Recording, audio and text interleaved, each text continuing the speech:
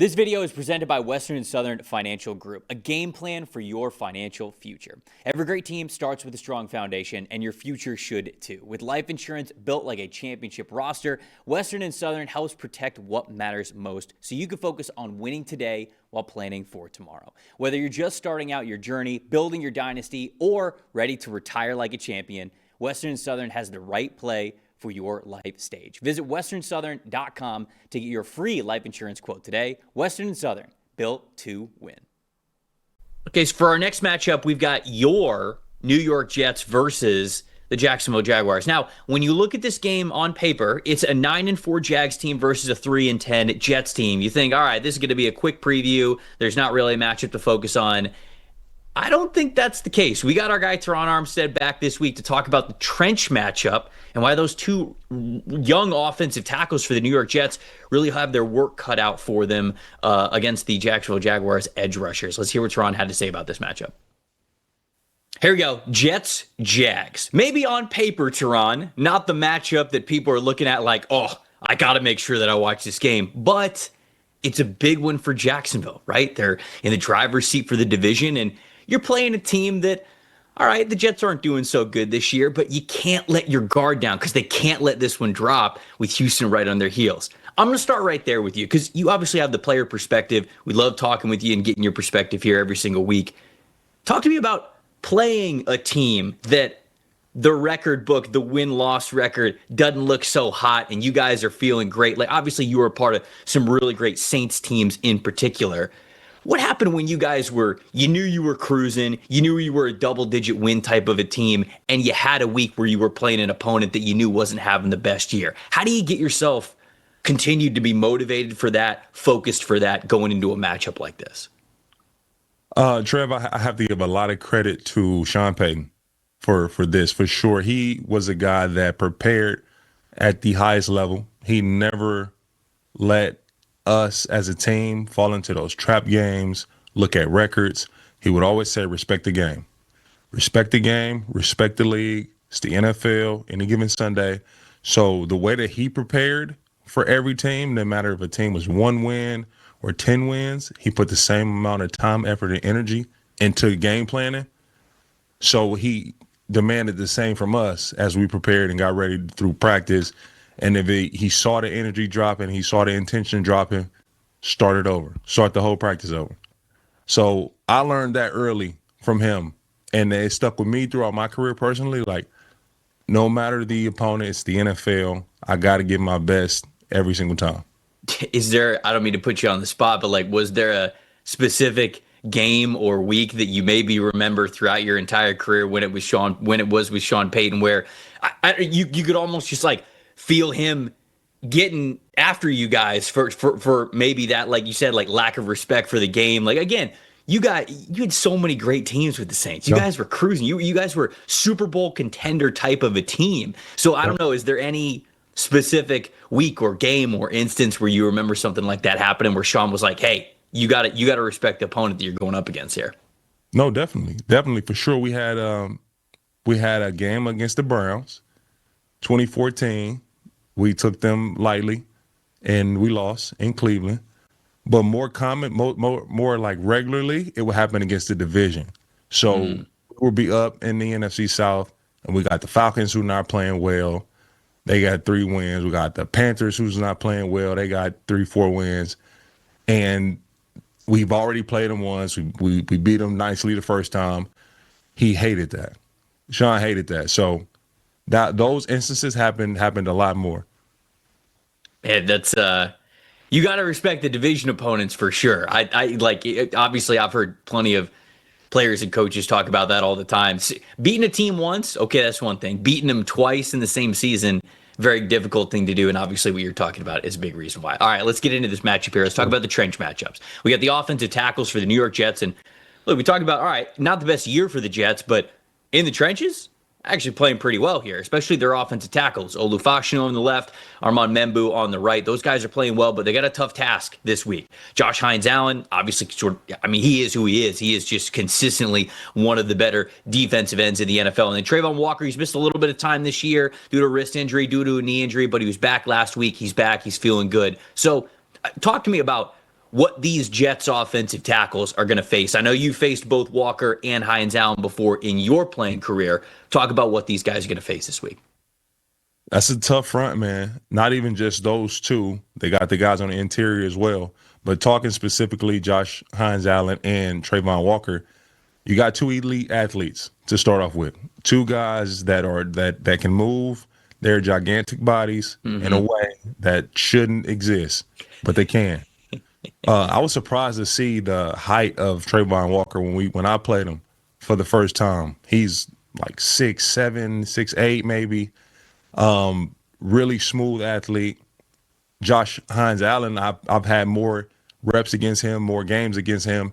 Extremely strong, physical, relentless. His motor, he's going to get after you the entire game. So with both of these guys, it's a great test for this young tackle tandem to go against guys that are going to bring it every single play. They're going to rush at the highest level of effort and intention every play. So this is a great test for those guys. Can they handle the power?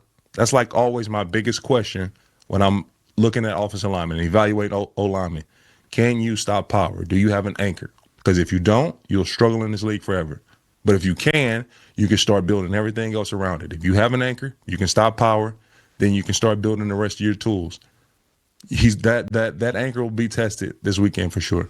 I was going to say, my last question for you is just specifically going up against young offensive tackles. You know, you talked about at multiple times this week, I've asked you, hey, when you were a young offensive tackle, the things that you had to learn first and foremost. Hines Allen is, I think the reason why he has such a high floor as much as a high ceiling is because he can throw a lot of different things out at you. And like you said, sort of that relentlessness that he plays with.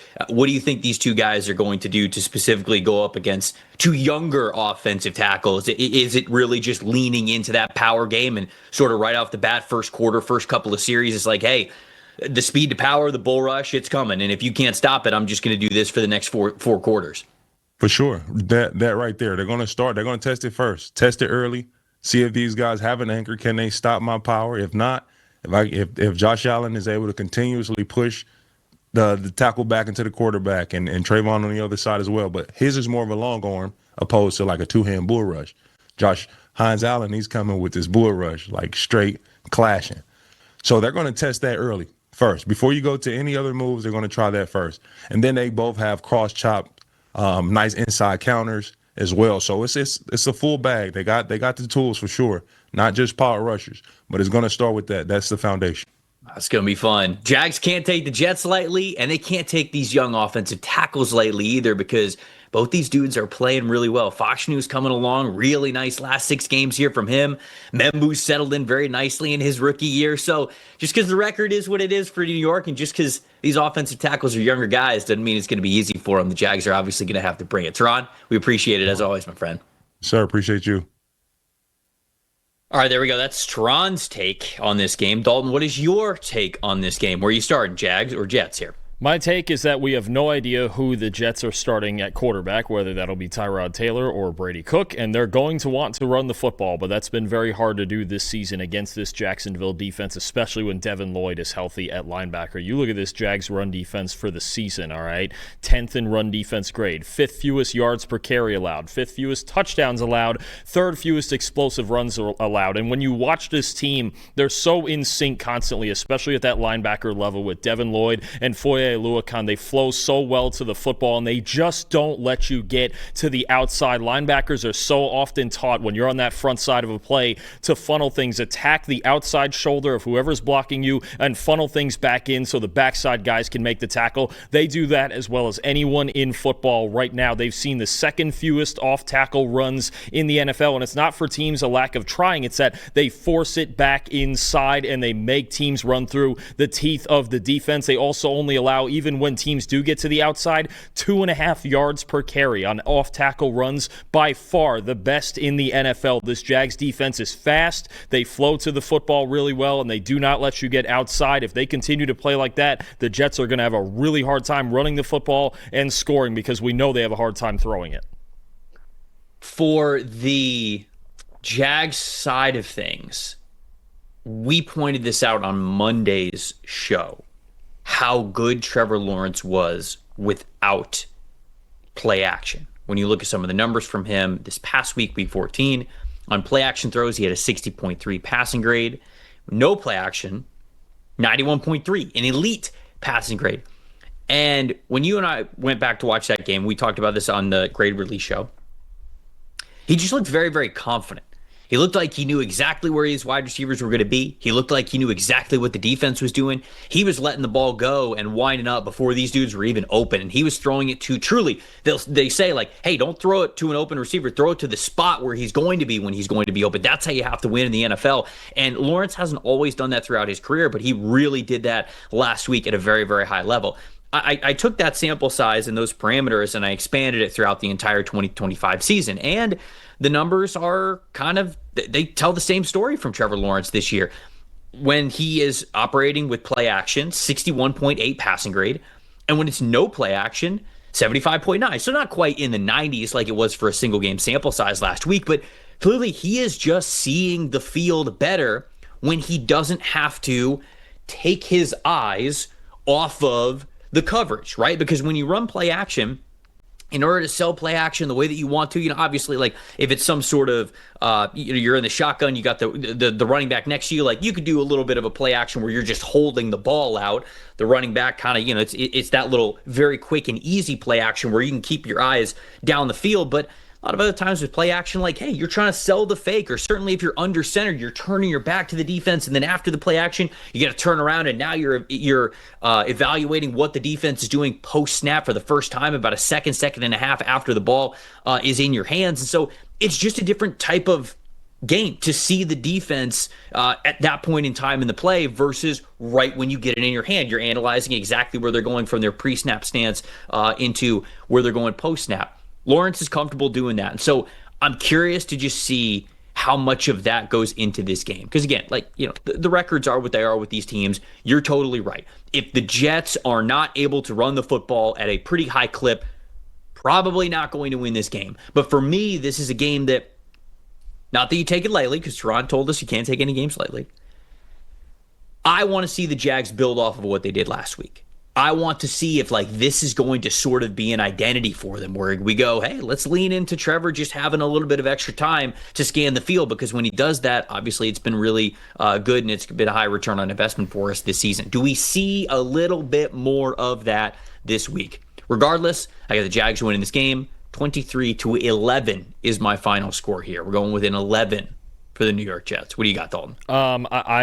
I think it's going to be a blowout as well in Jacksonville. The Jets' quarterback situation's a mess, and the Jags are playing the best football of the season right now. What I want to see from Trevor Lawrence is him continue to attack downfield. And Brian Thomas Jr. last week, his highest average depth of target of the season. I wonder now if the focus is, listen, let's use his dynamic speed to open things up for everybody else. We're going to talk about this later in the show with the Packers and Christian Watson having a similar effect. It's happening here maybe with the Jaguars, where you have Thomas as the home run threat, Jacoby Myers, Brenton Strange, Tim Patrick working underneath of that, and Trevor Lawrence just working every layer of the defense, because that's what was missing in the first half of the year, was the vertical element to this passing game. If they start to find that, they're very dangerous. I think they're going to use that to their advantage in this game against the Jets. I have it 27-9. I do think it's going to be ugly. I'm not sure how the Jets are going to score very many points in this game, especially if Brady Cook is a starting quarterback. Chat's laughing at me about getting to 11 for the New York Jets. We're going touchdown and a missed point after attempt, field goal, safety. Nah, they can't miss the PAT, Trev. Nick Folk's been really good. The Jets have the best special teams in the league. The one thing we do right is special teams. Look, you don't have to like what I'm saying, but I'm telling you how we're getting to 11. That's how we're getting. Or we could do 3 field goals and a safety. Or a 2-point conversion. Maybe just go for 2. No, you can't. Apparently, you can't take Nick Folk off the field. You can't go for 2. Well, sure, but if you're behind enough, you're chasing points, late in the game, just get Brady Cook another rep, or get Tyrod Taylor another rep, whoever it's gonna, But I'm sure they will find some way to get there. And honestly, they'll probably end up, because we went on each end of it, they'll probably end up with 10 is what's going to happen. Yeah, probably. You're right. 10 is actually the number that's a lot more common and achievable anyway, so that'll be funny if they actually end up with 10 points.